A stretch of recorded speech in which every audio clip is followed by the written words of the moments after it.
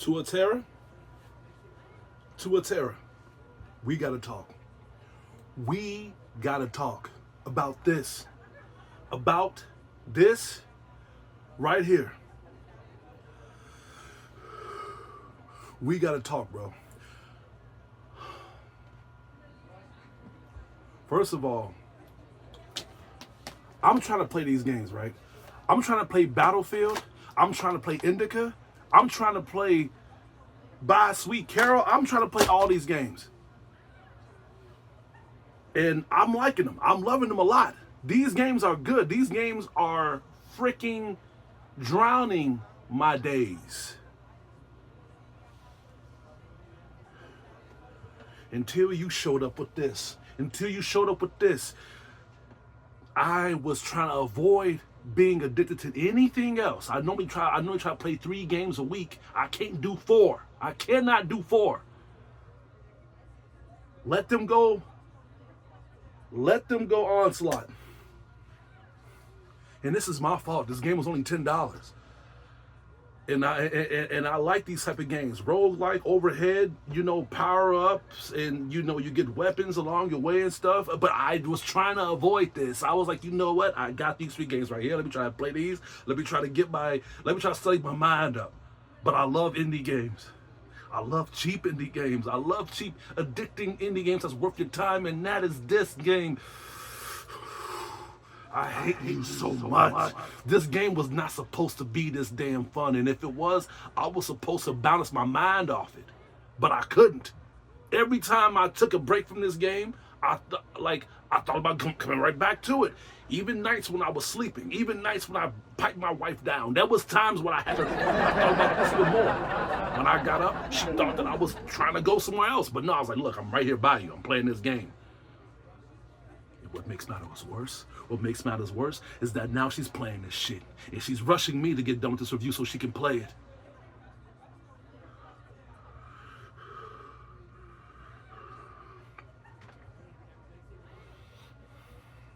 I don't got time to keep playing good games like this. For once, I'm looking for a bad game. And then Silly Polly Feast. I'm trying to play that, but I'm playing this.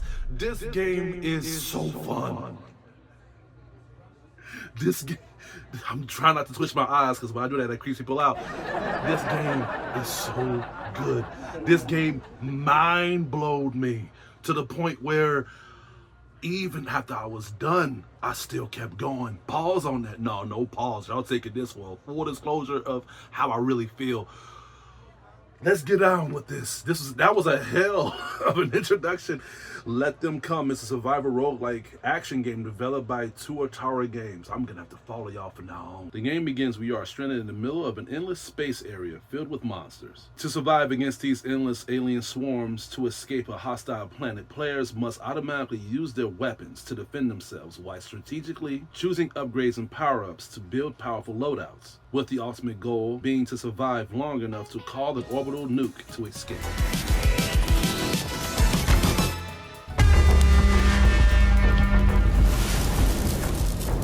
This game was wild. This game was so freaking enjoyable, so freaking addicting. I love these type of games where it just starts off simple and you literally just need to just use your wits to just try to survive.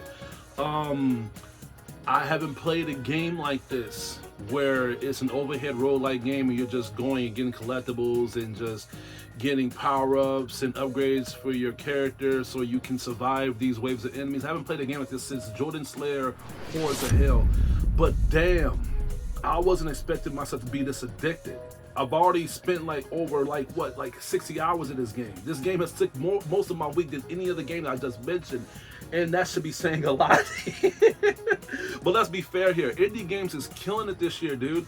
To the point where these mainstream producers and these mainstream game developers is literally getting ran out the market and laying off workers because they're not doing what gamers want. And that is to make games like this and make it cheap, make it affordable. Even if a game is good, we don't got the money to afford the funds.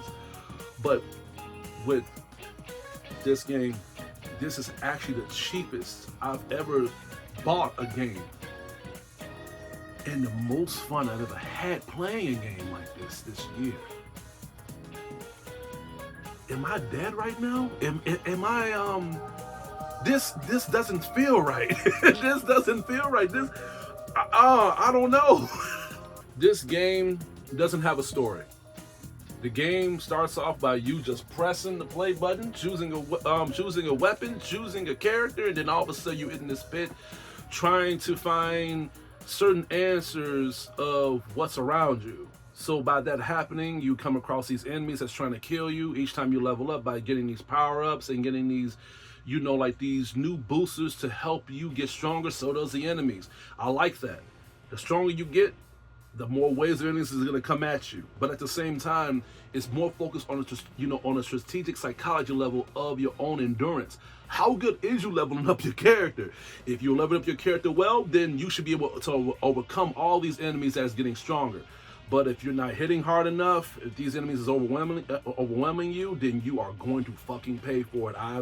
I've streamed this game and people was watching me play it, and I was dying a couple times to the point where it was like, damn, this is kind of embarrassing. But I didn't feel like I was being punished, because normally with games like this, when you die, you lose progression, you lose points, and you lose like certain attributes that you was collecting. But no, with Let Them Come Onslaught, you keep everything, and you need these points, you need these coins and credits to upgrade your characters so you can get stronger on the next run.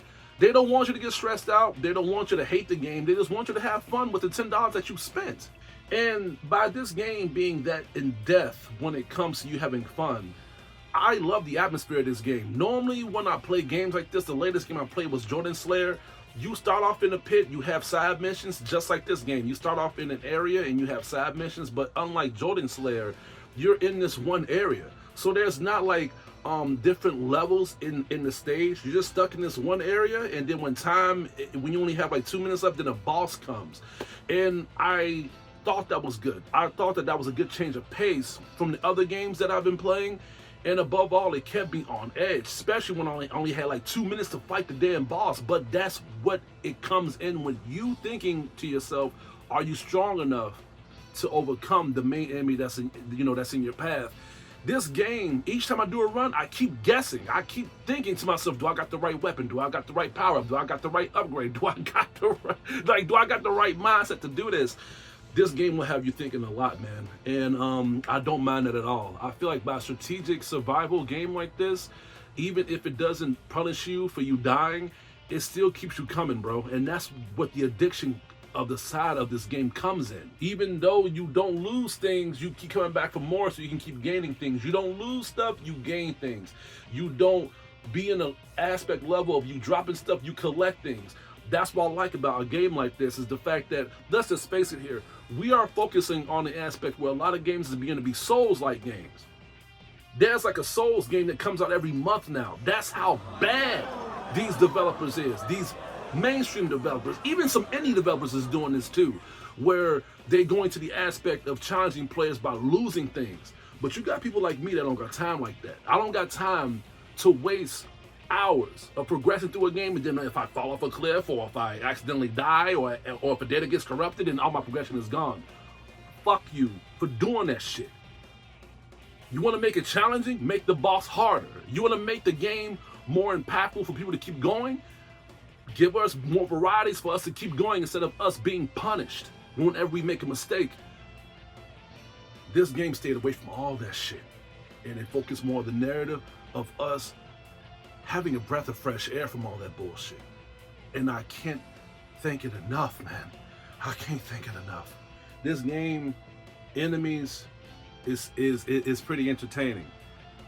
The levels, and some people said that the levels are lacking enemy variation because all the levels have like the same type of enemy types, but I didn't mind it at all. I thought that the enemies was good, and by the enemy types, there was different enemies every time I leveled up and each time I've gotten stronger, so I didn't complain about that at all. Every time I thought I was getting something figured out, there was another obstacle to keep me guessing. So they knew what they were doing when it comes to the spawning scale of just alien and enemy activity. And when it comes to the characters, you only have to choose 2 characters. I'm gonna show you. So let me go to the armory. So right now I'm playing as a psychic. You unlock her when you unlock a certain side mission to get a distress call. But these are the 2 characters. You get the psychic and you get the soldier, which is who you start from. Now, I do admit that the side effect perks, it kind of doesn't really matter, but when it comes to the physics, for the logistics of you defending yourself, I would highly recommend you playing as a psychic, because there's a certain maneuver that she uses where she obliterates enemies around her path. But if you use a soldier, all he does is dashes. So I think only way if I pick the soldier is if I'm very good enough to know my my weapon set to the point where I don't even gotta worry about obliterating enemies. You can unlock weapons each time you upgrade them to this full capacity. You have accomplishments that you can unlock and can obtain. As you can see, I did all the accomplishments because I had so much fun playing this game. And then these are the upgrades by you using points that you have that you collected throughout throughout your playthroughs or whatever. Oh, this is this is only $5.40. Let me go ahead and buy that. This game was fun. This game was very addicting, and it was a hellish ride, man, that I just could not stop riding. I just could not stop experiencing. It was very impactful. But I just kind of wish that by how much I was enjoying this game, I wish they kind of gave us a story of the soldier and the sidekick. Not like a cutscene story, but just a dialogue, like a little synopsis of just how they end up getting here, what their premise is, who are they looking for, and just at the same time, like, what is their drive, like what is keeping them from dying. Lethal Honor did this.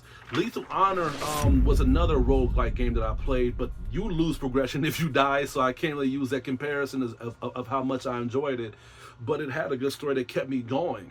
But when it comes to Lethal Honor, the addiction scale of what the lure had to offer was enough for me to be satisfied. Overall, Let Them Come was good. It was a very, very, very addicting project. Someone needs to stop me from playing this so I can catch up on other games that I'm trying to play and review. That's all I got to say. Normally I end with a good note of just me recommending it to you gamers, but it depends. Do you like games like this? Do you like simple games that has a simple strategy, that is worth your money, that is cheap, that is not that is not $120, that is not $70, that is not $80, that is not $40, but just $10? It's worth it. If you into those type of games, then I highly recommend y'all checking out this game. There are people that has been playing this game and non-stop making streams and just having leaderboards for this game or whatever.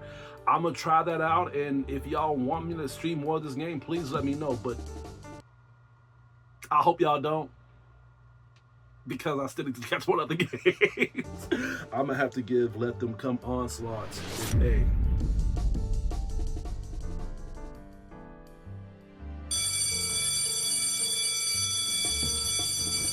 Boys.